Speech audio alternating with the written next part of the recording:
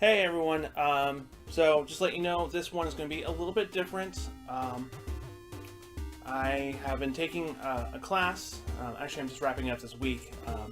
It's human sexuality class, which doesn't always lead to fun conversations or comfortable things, but just kind of reading and having to interact with other students made me kind of think like, oh well, this is something that a lot of people can be confused about. And I was kind of curious about when it comes to like autism or Asperger's, how does that play out? So I kind of want to talk a little bit about that one. If you're a little uncomfortable about this, I'm very sorry. If you don't want to watch it, I don't blame you.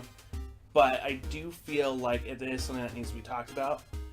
I was kind of curious about sexuality and having Asperger's or things like that, dating, all that kind of stuff. And I found out, after being, a student, you try to find like scholarly articles and you try finding the right kind of stuff. But then I just think about like, all right, not everyone always searches those kind of things. They're gonna find, a lot of times they're gonna look at what comes up first. I mean, that's what Google does. It shows you what's some of the first things first. What not the first things first, but what are the most common things looked at? And some of the things that came up first were horrible advice, actually. It was pretty bad. There's one website that had like horror stories, I guess you could say, from women who got married to Aspie husbands, and then said how it was lonely, it was depressive, their husband was too aggressive, or saying that he was being, what is it, the word, apathetic, I guess, not caring about other people's emotions. And I thought that was kind of a weird kind of thing, because I talked to my wife. Obviously I'm Aspie, and we haven't dealt with those kind of things before, so I thought that was kind of interesting. Let's see, there was also another website where some of the choice of words was like, gosh, I just want to slap myself for having to say them too. They talked about their own child who was an Aspie, but they didn't say Aspie or individual with Asperger's, they said Aspergian. What? I started joking around with it actually as like, I'm sorry, Aspergians, are we a race of people in, D&D or Dragon Age from the land of Aspergia? What is this? So that one was like, alright, cool. At first, some of it seemed like good advice. They were talking about how, sensory inputs, how they could be a little too much. So a lot of people on the Asperger's syndrome, on the autism spectrum, are not going to be fans of rock music. I strongly disagree with this, actually. I listen to metal. You don't get much heavier than certain metals. The problem I had to say with that is like, no, it's not necessarily not a fan of rock. I was telling my wife, I was like, I remember being a small child at a church we used to go to, would have to play, every once in a while they played concerts from, let me see if I get this right, Daryl Mansfield. Very interesting, oh gosh, I'm not quite sure what genre it was. It was pretty heavy, I guess, I think, for the time at least. It was very heavy, but he played a harmonica. I did not like the feeling of the bass and the drums, how it hit me from the concert. I did not like it. Now I play metal really loud in my car because I feel the bass and the drums on me. What's the difference? I think the difference is the tempo of it and the frequency of it. Because obviously, the people who are really good in the music, who do all the mixing and stuff, they know how to tweak each genre of music. Hip hop and rap is not going to use nearly the same amount of bass or treble or anything else as metal or like J-pop or something like that. They're not going to be the same, so it has to be that certain frequency. That person just might have to find that frequency, that pitch of music that they like. So a lot of these kind of websites are like, this is horrible advice. Let's see, some of them almost seem like the neurotypical person who wants to date the Asperger's person had a lot to sacrifice. That person had to sacrifice a lot for this person. And I say that's not a good idea.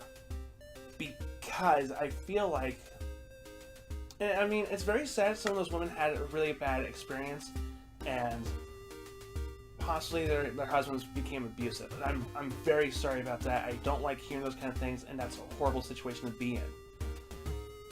However, I almost feel like, is this the Nightingale syndrome? Is this, you know, are these women dating this person, falling in love with this person more like in a sympathy kind of thing? You know, they pity the person and they really get the person and they want to help the person, so there's a pseudo falling in love with each other, and it just does not work. It just doesn't work. If you don't go in with the right intentions, it's not going to work. One website I found that was actually a lot of help, oddly enough, Reddit. Like, thank you, internet. Of course, it's Reddit that has the good advice. A lot of people just said, you know what? There's one person who asked, you know, what some advice is about dating someone because they're someone that they're kind of interested in. It seemed like it was a female asking about a male. And a lot of people had really good advice. Like, you know what? Don't pursue this person like you might any typical person. I guess a common practice is that, hey, you meet this person, you talk for like 15 minutes, let's go on a date, and you ask them on a date, and then you get to know the person. I find that it's a really bad idea, and a lot of the advice that the people gave who are happily married or happily in a long-term relationship with an Asperger's person was, you know, take it slow. Become good friends first. Understand each other's quirks, and, you know, make sure you understand what that person's needs are, how they communicate, and how their own body language. Become really good friends first. I feel like this is a really good idea for anyone you're going to date. Know the person first. Get to know them. Have some fun first, and then go into a relationship. Why is that so hard for people? I don't understand. I know it works for a lot of people to do that. Still strongly think that's a bad idea. Get to know the person first. You know, something that I would add to that is, if you're going to date someone who's Asperger's or autistic, make sure that they kind of like embrace themselves in it. Like, you know what? I am Aspie, and I'm going to go for it. I have all this, you know, I have all this nerdy stuff up here. It took me a little while, but I was like, you know what? I'm just going to embrace it. This is what I do. This is what I like. I like these kind of things. Sorry, Dad. I know some people in my family just did not care for video games or nerdy stuff. And some things are viewed as childish, and I get that. But that's my quirk. That's my thing. And I had to eventually just embrace that. And me and my wife, we're pretty geeky together now. Geeky. That's really hard to say sometimes. Wow. Yeah, we're nerdy. We do this. That's what we do. We have nerdy kids.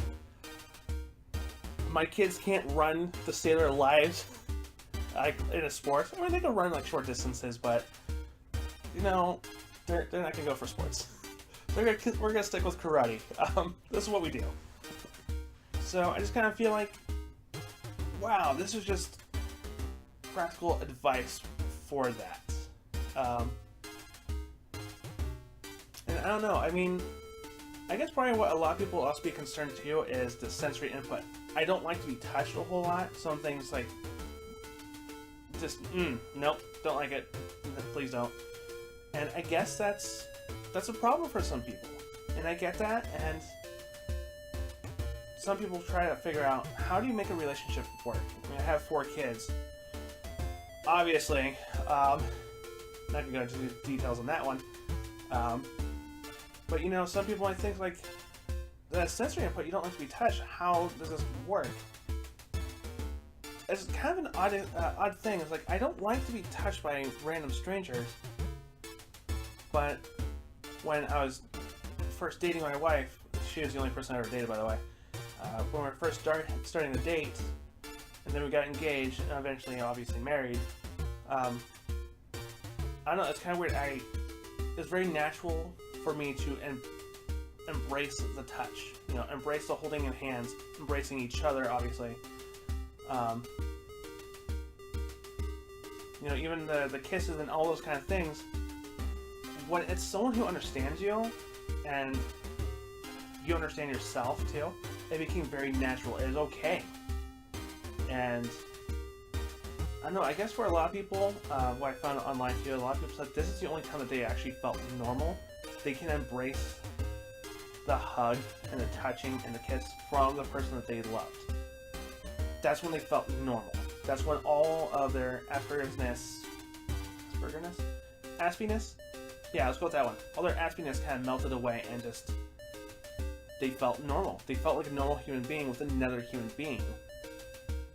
And I think what makes it work the best is when both parties understand each other about it. You know, we're not apathetic. We're not... Am I saying that right? Yeah, apathetic. We're not lacking emotion. It's in us. We feel it. We can't really always identify what we're feeling. Sometimes it's difficult. But I think that if both parties understand this, understand that there's a difficult connection there, there's it's just a hard time to understand what you're feeling. When both people understand that, it's easier to communicate what's happening.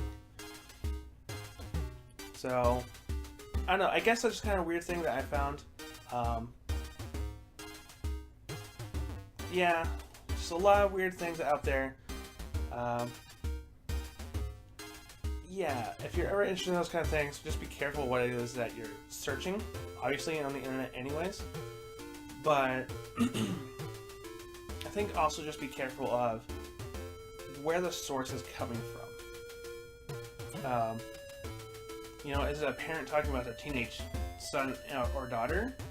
Is a person talking about from their own perspective on it? An actual Asperger person talking about their own perspective on the situation? Is it coming from someone who has a neurotypical, who has a happy relationship with someone with Aspie, or even a bad situation with an Aspie? Yeah, so I mean, I asked my wife about it, if there's any advice she would give to anyone, and all she said was like, you know, just be good friends with the person. Make sure you understand their quirks. And she said that she never felt the need to look anything up or ask people advice for it. But, I don't know, maybe we're just a unique situation, I don't know. I think just in general, the more the person embraces that, you know, Aspie-ness is part of who you are. Some people try to do like, there's my true self and there's my Aspie self. I mean, I think they're kind of meshed together. They kind of need to come together. You need to embrace that there's certain quirks that you have. And that's okay. You know, if there's certain things that agitate you, try to avoid those situations. But you can't always avoid those situations. So, yeah, I guess that's what I had to say for today. That's all I got. Thank you so much for watching this. Thank you for sticking to the end. And, wow, yeah, good on you. Which is uncomfortable, I'm sorry, but if it was relevant or helpful, I am really happy that in some way I could help you out. Thanks for watching, and I will try to make another video sometime soon. We'll see. It's summertime. No more working out of school, but I still have school to attend, so we'll see. Thank you very much. Bye.